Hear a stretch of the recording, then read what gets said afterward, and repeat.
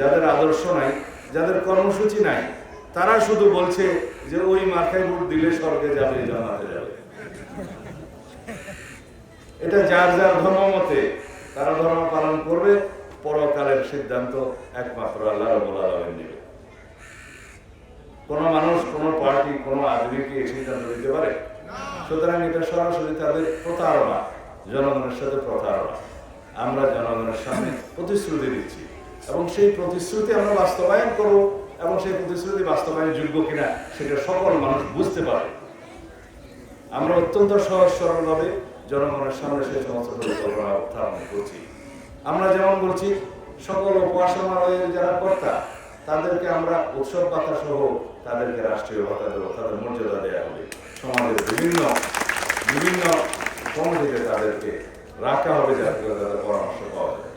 আমরা বলছি, ইমাম, মুয়াজ্জিন, খতিবদেরকে রাষ্ট্রীয় ভাতা প্রদান করা হবে এবং তাদেরকে উৎসব ভাতা প্রদান করা হবে। সমভাবে সকল ধর্মাবলম্বীদের উপাসনালয়ের কর্তাদেরকে কিভাবে সম্মানিত করা হবে, এগুলো সবই বাস্তবায়ন করা সম্ভব।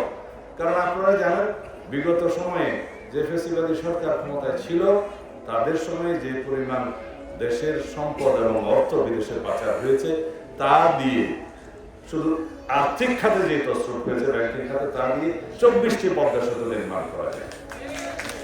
যে পরিমাণ অর্থ বিদেশে পাচার হয়েছে তার পরিমাণ হচ্ছে 29,25,000 কোটি টাকা। 29 লক্ষ কোটি টাকা বাংলাদেশের সকল জনগণকে সাবসিডি দিয়ে সব সেক্টরে সেবা দান করার জন্য লাগে। আমরা যদি বেকার ভাতা দিই, তার জন্য 10-20,000 কোটি টাকা লাগবে। স্বাস্থ্য সেবার জন্য 10-20,000 কোটি টাকা লাগবে। কৃষকদেরকে সাবসিডি দেওয়ার জন্য একই পরিমাণ অর্থ লাগবে। শিক্ষা ব্যবস্থায় বৈপ্লবিক পরিবর্তনের জন্য একই লাগবে। শুধু আমরা আর্থিক খাতে, ব্যাংকিং সেক্টরে, নন ব্যাংকিং সেক্টরে শৃঙ্খলা ফিরিয়ে আনতে পারলে, অর্থ পাচার রোধ করতে পারলে, বাংলাদেশের জনগণের জন্য সকল সেবা রাষ্ট্রীয়ভাবে প্রদান করা সম্ভব। আমরা দুর্নীতি প্রতিরোধ করার জন্য আমাদের প্রতিশ্রুতি আছে, আমাদের দৃঢ় সংকল্প আছে, এই দেশ থেকে দুর্নীতি নির্মূল করা হবে। এটাই আমাদের অঙ্গীকার, এটাই আমাদের প্রতিশ্রুতি। এই দেশে সাম্যভিত্তিক, ন্যায় বিচার ভিত্তিক, বৈষম্যহীন বাংলাদেশ বিনির্মাণের জন্য আমাদের সন্তানরা রক্ত দিয়েছে, শহীদ হয়েছে, ছাত্রগণ অভ্যুত্থান করেছে। তাদের সেই অঙ্গীকার, সেই প্রত্যাশা এবং তাদের সেই প্রত্যাশাকে রূপ দেওয়ার জন্য আমরা আমাদের সমস্ত কর্মসূচি সাজিয়েছি। তাদের সেই প্রত্যাশাকে আমরা বাস্তবায়ন করব। শহীদের অঙ্গীকারকে আমাদের বাস্তবায়ন করতে হবে। এদেশের গণমানুষের প্রত্যাশাই তাই, গণমানুষের প্রত্যাশা অনুযায়ী আমরা আমাদের সমস্ত কর্মসূচি সাজিয়েছি। আমরা বলেছি, এই দেশের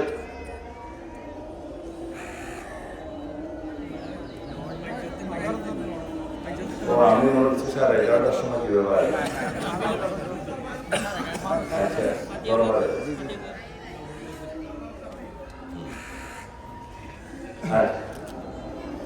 আমাদের বাংলাদেশ জাতীয়তাবাদী দলের নেতৃত্বে অন্যান্য গণতান্ত্রিক দলের সাথে আলোচনা করে যে 31 দফা আমরা জাতির সামনে প্রদান করেছিলাম, সেটা ফেসিবাদ মুক্ত হওয়ার আরো 1-1.5 বছর আগে বিষয় জাতির সামনে আমরা সেটা উপস্থাপন করেছি যে আমরা যদি গণতান্ত্রিক ভাবে নির্বাচন মাধ্যমে যদি আমরা রাষ্ট্র পরিচালনার দায়িত্ব পাই, তাহলে আমরা এই 31 দফা বাস্তবায়ন করবো, যেটা আমরা জনগণের সামনে প্রতিশ্রুতি আকারে আমরা উপস্থাপন করছি।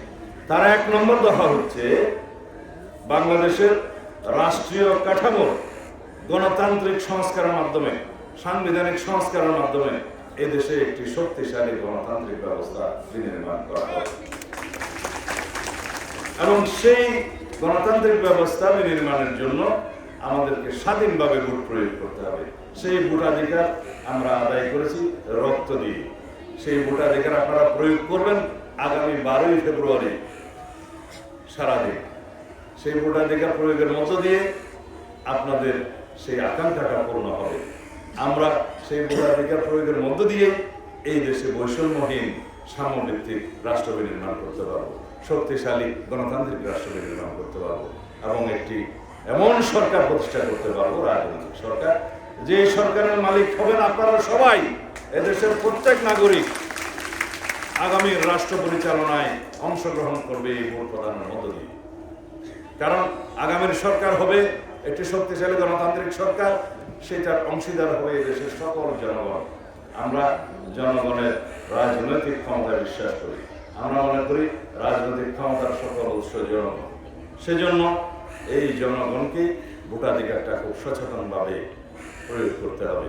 আগামী 12 তারিখ আমরা বিশ্বাস করি বাংলাদেশের সকল নাগরিক ধানের শীষের প্রতীকের প্রার্থীদেরকে বিজয়ী করে বাংলাদেশে একটি শক্তিশালী গণতান্ত্রিক ব্যবস্থা নির্মাণের জন্য সহায়তা দেবেন এবং সমর্থন করবেন।